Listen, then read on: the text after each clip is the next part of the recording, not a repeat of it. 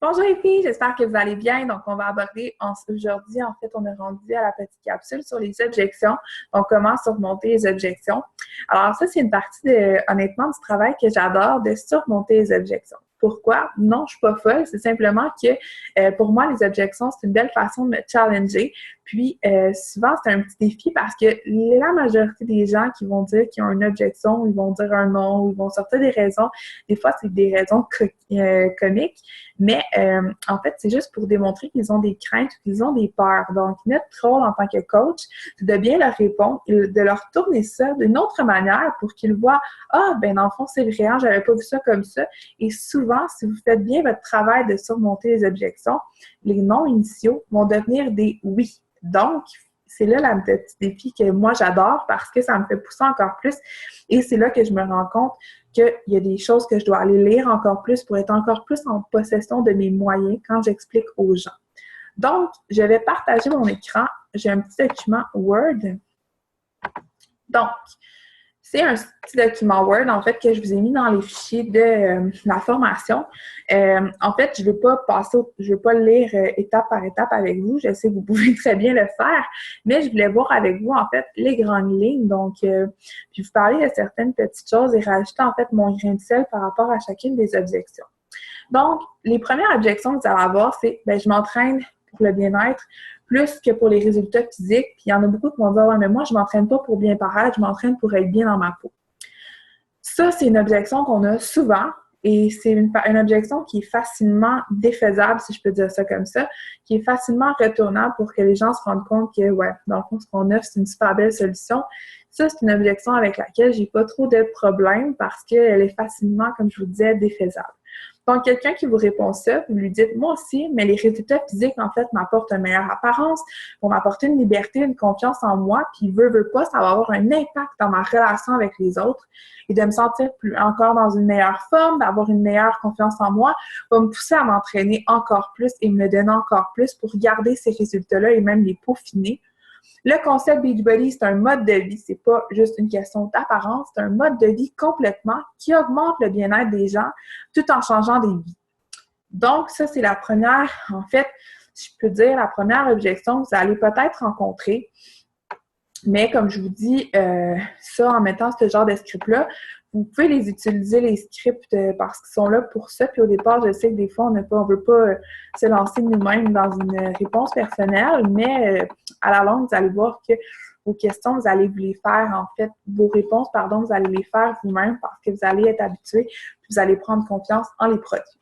La deuxième objection qui est la plus répandue, c'est dispendieux. Ah, c'est cher. Ah, chez Ecology, c'est bien cher. En fait, moi, je leur réponds toujours, ça dépend de ta perception. Donc, renvoyez-leur la balle, ça dépend de ta perception. Notre santé devrait faire partie de notre budget. Oui, c'est pas de l'extra inutile. C'est un investissement dans notre santé qui rapporte beaucoup sur le plan physique et psychologique. Considérant tes besoins, ton temps et même ton budget, on va pouvoir trouver une façon de respecter tout ça et d'avoir une solution qui va être parfaite pour toi. Si tu n'aimes pas le programme, au bout de 30 jours d'essai, de toute façon, tu peux bénéficier d'un remboursement.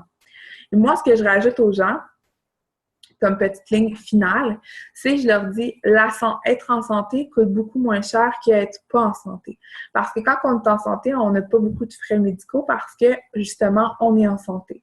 Par contre, la journée où on n'est pas en santé, ça commence à coûter cher des médicaments, ça commence à coûter cher en frais médicaux. Donc, moi, je préfère mettre 180 $, 200 $ dans ma santé et m'assurer en fait une santé pratiquement optimale que de mettre 200 $ de frais médicaux et de ci et de ça dans une santé que je vais avoir négligée en frais médicaux, par exemple. Donc, je préfère être proactive que devoir réagir au choc ou à en fait, quelque chose que j'avais pas prévu, pardon, vu que je suis pas en santé. Donc, ça, c'est une petite phrase que souvent les gens me disent « Ouais, vu de même, j'avoue que c'est pas si cher que ça. » Donc, ensuite, il y a la phrase « Je suis déjà en forme, moi, je cours déjà régulièrement, fait que j'ai pas besoin de tes programmes. » Dans ce cas-là, moi, ce que je leur réponds, puis je vois ça comme vraiment une super belle... opportunité. Je leur dis, ah, ben c'est super, ton enfant, l'habitude en toi est déjà créée d'être en forme et de courir. Donc, la course peut très bien être un complément à un programme DVD. Par exemple, je pourrais te proposer un programme DVD qui est plus musculaire. Donc, tu aurais ton cardio dans ta course et tu aurais de la musculation dans ton programme. Par exemple, quand il fait froid ou qu'il pleut ou peu importe et que tu ne peux pas sortir à l'extérieur faire ton jogging, tu vas pouvoir sortir de ta zone de confort quand même avec le programme et tu vas obtenir des résultats différents que si tu fais simplement courir. Donc, ça, c'est une façon de voir tout le temps. Il ne faut jamais voir une objection comme une réponse finale. Il faut toujours voir ça comme une peur ou une crainte et qui est facilement défaisable. On doit garder en tête que c'est un défi, que qu'est-ce que je pourrais répondre pour que la personne...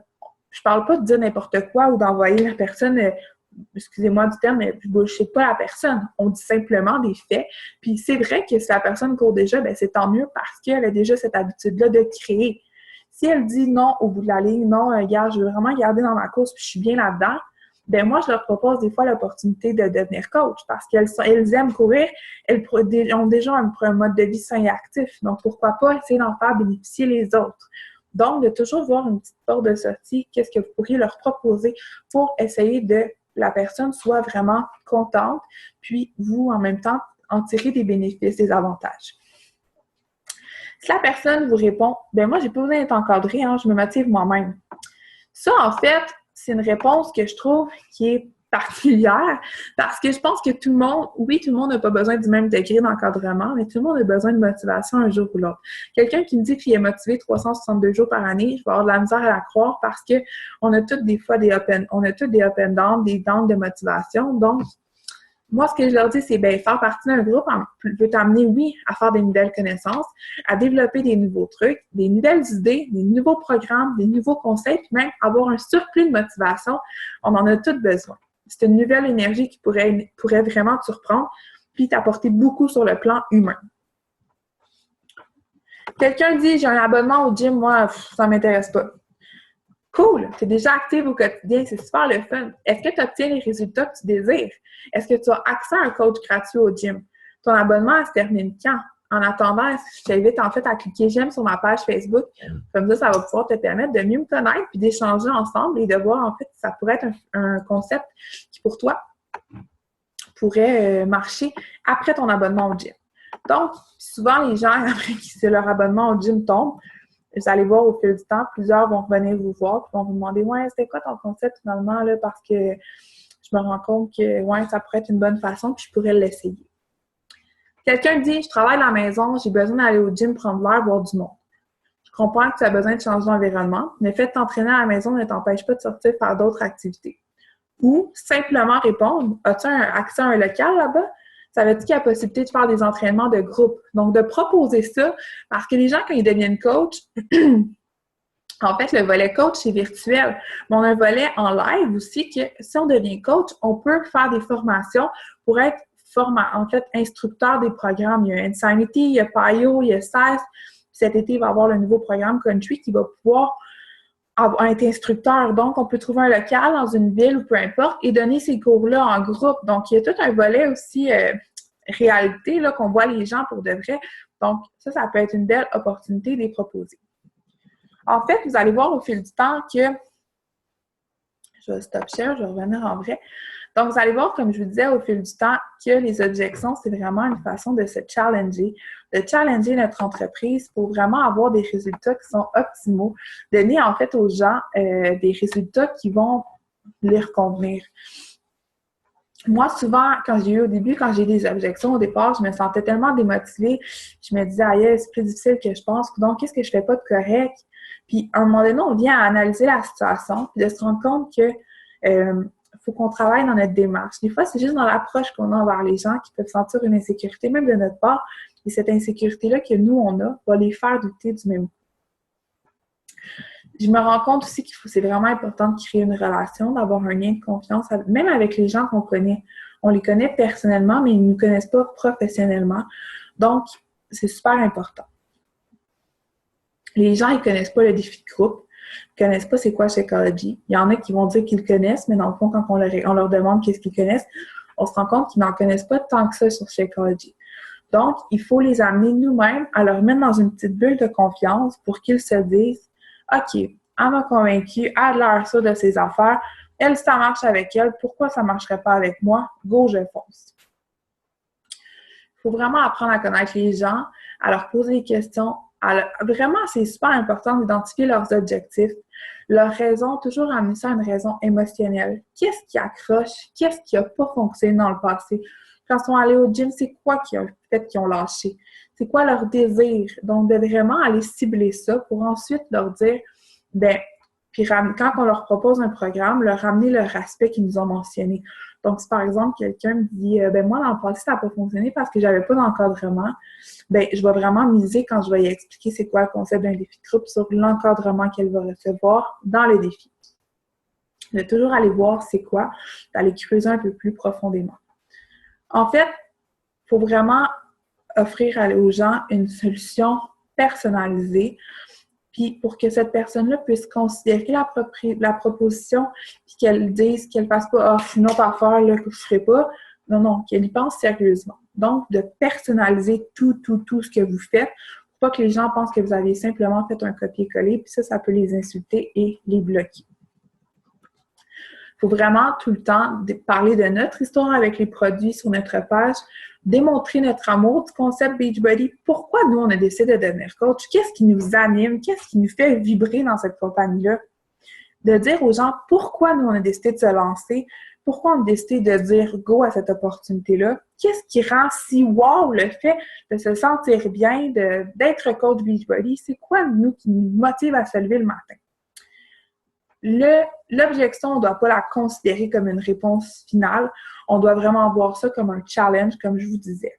Donc, en fait, ce que je vous conseille, c'est de faire, vous pouvez faire vous-même un recueil d'objections, de partir du recueil que je vous ai mis dans un lien et de vous-même répondre et de changer quelques phrases pour vous donner votre perception personnelle à vous, de personnaliser vos scripts d'objections. Ça va vraiment faire toute une différence. Donc, en fait, pour ma part, la capsule sur les objections, elle est terminée. Alors, comme je vous dis, vraiment, prenez du recul, pensez à votre histoire, pourquoi vous avez embarqué. Puis une fois que vous gardez ça en tête constamment, vous allez pouvoir encore mieux répondre aux objections des gens. Donc là-dessus, je vous souhaite une super belle fin de journée et on se reparle. Bye bye!